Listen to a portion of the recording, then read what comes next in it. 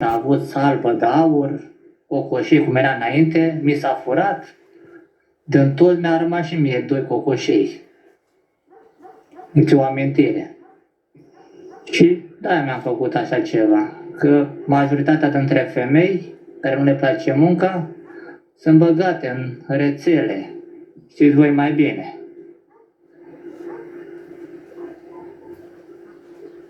Persoana care va fi cu mine și nu contează nația indiancă, turcoaică, japoneză, să fie femeie de casă. Să știu... Da. Auzi, fii atent ce întreabă Vanessa. Vanessa a întrebat așa, dacă tu ai lucrat la armată. De ce? Nu pot să spun aici. Păi da. N-ai cum să vorbești așa ceva. Dar important este că domnul a avut tancul în curte.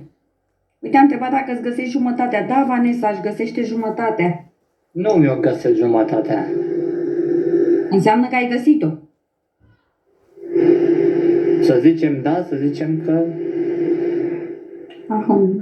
Uite, vrea Mădălina să te întrebe ceva. Unde scrie Mad Max, o cheamă Mădălina pe fată. Da. Stai să vedem ce vrea să te întrebe. Deci, Vanessa, te rog frumos să fii foarte atentă, surioara mea. Fii atent acolo.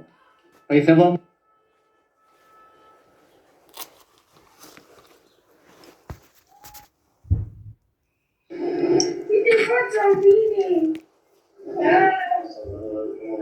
O vezi? Asta se face pe telefon. Când plec de acasă. Mamă, dar câtă securitate ai, n-am văzut în viața mea atâta securitate, să mor. Păi să te mândrești cu un bărbat așa ca mine. Oh.